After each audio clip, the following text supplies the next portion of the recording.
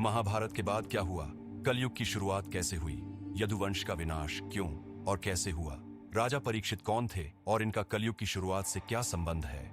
आइए इन सभी रहस्यमयी सवालों के जवाब को प्रामाणिक हिंदू शास्त्रों के आधार पर विस्तार से जानते हैं। इस पूरे वीडियो में हिंदू धर्म के अनुसार समय को 4 युगों में विभाजित किया गया है। सतयुग 17,28,000 वर्ष, धर्म चारों पैरों पर खड़ा था, पूर्ण रूप से सत्य का युग। त्रेता युग 12,96,000 वर्ष, धर्म 3 पैरों पर टिका था, भगवान राम का युग। द्वापर युग 8,64,000 वर्ष, धर्म 2 पैरों पर टिका था, श्री कृष्ण और महाभारत काल। कली युग 4,32,000 वर्ष, धर्म केवल 1 पैर पर टिका है, अधर्म और पाप का युग। ये कहानी शुरू होती है महाभारत काल से। गांधारी को भगवान शिव का दुर्लभ वरदान प्राप्त था कि वह 100 पुत्रों की माता बनेगी। जब गांधारी गर्भवती हुई तो उन्होंने 2 वर्षों तक कोई संतान नहीं जनी। वहीं रानी कुंती ने अपने पुत्र युधिष्ठिर को जन्म दिया। यह देखकर गांधारी को गहरा आघात लगा, क्योंकि वह चाहती थीं कि उनका पहला पुत्र ही राज्य का उत्तराधिकारी बने। क्रोध में उन्होंने अपने पेट पर प्रहार किया, जिससे उनका गर्भ गिर गया। जब गांधारी का गर्भ गिरा तो उससे एक कठोर मांस का टुकड़ा निकला। उन्होंने तुरंत महर्षि व्यास को बुलाया, जिन्होंने अपनी दिव्य दृष्टि से इस घटना का रहस्य देखा। व्यास मुनि ने कहा, हे गांधारी, यह कोई साधारण घटना नहीं है। मैं इस मांस के टुकड़े को 100 छोटे भागों में विभाजित करूंगा और इन्हें घी से भरे घड़ों में रखा जाएगा। कुछ समय बाद ये सब बच्चे बनकर जन्म लेंगे। महर्षि व्यास ने ऐसा ही किया और कुछ समय बाद इन घड़ों से 100 कौरवों का जन्म हुआ। उनमें सबसे बड़ा दुर्योधन था। जब दुर्योधन जन्मा तो अनेक अशुभ संकेत दिखाई दिए।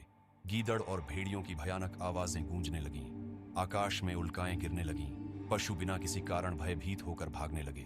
विदुर और भीष्म पितामह ने धृतराष्ट्र को चेताया कि यह संतान भविष्य में विनाश का कारण बनेगी, लेकिन धृतराष्ट्र मोहवश अपने पुत्र को छोड़ने से इनकार कर दिया। महाभारत युद्ध के बाद जब गांधारी के 100 पुत्र मारे गए तो गांधारी ने भगवान श्री कृष्ण को श्राप दिया, हे वासुदेव, यदि तुम चाहते तो यह युद्ध टल सकता था, लेकिन तुमने इसे रोका नहीं। मैं तुम्हें श्राप देती हूँ कि जैसे मेरे पुत्रों का नाश हुआ वैसे ही तुम्हारा यदुवंश भी नष्ट हो जाएगा। श्री कृष्ण ने मुस्कुराकर कहा, माता, ऐसा ही होगा, यह विधि का विधान है। कुछ समय बाद यदुवंशियों में आपसी कलह बढ़ने लगे। एक दिन यदुवंशी राजकुमारों ने शराब पीकर एक दूसरे से युद्ध किया। वे इतने क्रूर हो गए कि एक दूसरे का संहार कर दिया। अंततः श्री कृष्ण ने स्वयं पीपल के वृक्ष के नीचे बैठकर ध्यान किया और जरा नामक शिकारी के तीर से देह त्याग दी। राजा परीक्षित महाभारत के महान योद्धा अर्जुन के पौत्र और अभिमन्यु एवं उत्तरा के पुत्र थे। जब महाभारत युद्ध समाप्त हुआ तब अश्वत्थामा ने ब्रह्मास्त्र चलाकर परीक्षित को मां के गर्भ में ही मारने की कोशिश की, लेकिन भगवान श्री कृष्ण ने अपने सुदर्शन चक्र से परीक्षित की रक्षा की और उन्हें पुनः जीवित किया। राजा परीक्षित ही पांडव वंश के अंतिम राजा बने और उन्होंने कई वर्षों तक पृथ्वी पर धर्म की स्थापना की। कुछ समय बाद राजा परीक्षित ने देखा कि एक काला व्यक्ति, कलियुग का प्रतीक, धर्मरूपी बैल को मार रहा था और गौ माता पृथ्वी पर अत्याचार कर रहा था। राजा परीक्षित ने उसे रोका और पूछा, तू कौन है और धर्म एवं पृथ्वी का अपमान क्यों कर रहा है? कलियुग ने उत्तर दिया, राजन, अब द्वापर युग समाप्त हो चुका है और कलयुग का समय प्रारंभ हो चुका है। मैं अब पूरी तरह इस पृथ्वी पर अधिकार करूंगा। इस तरह कलयुग ने पृथ्वी पर प्रवेश किया। राजा परीक्षित ने कलयुग को 4 स्थानों पर रहने की आज्ञा दी।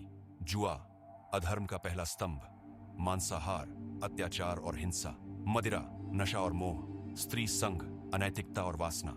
एक दिन राजा परीक्षित ने ऋषि शमी के गले में मरा हुआ सांप डाल दिया। जब ऋषि के पुत्र श्रृंगी को यह अपमान पता चला तो उन्होंने परीक्षित को शाप दे दिया, 7 दिनों के भीतर तक्षक नाग तुम्हें डस लेगा और तुम मृत्यु को प्राप्त हो जाओगे। इस प्रकार तक्षक नाग के डसने से राजा परीक्षित की मृत्यु हो गई और राजा परीक्षित की मृत्यु के साथ ही महाभारत युग का अंत हुआ और इसके साथ ही कलयुग ने पृथ्वी पर अपना पूर्ण नियंत्रण कर लिया। सनातन ज्ञान के इस पवित्र सफर में हमारे साथ चलें, लाइक और सब्सक्राइब करें। आपके एक लाइक से यह संदेश और दूर तक जाएगा। सब्सक्राइब जरूर करें।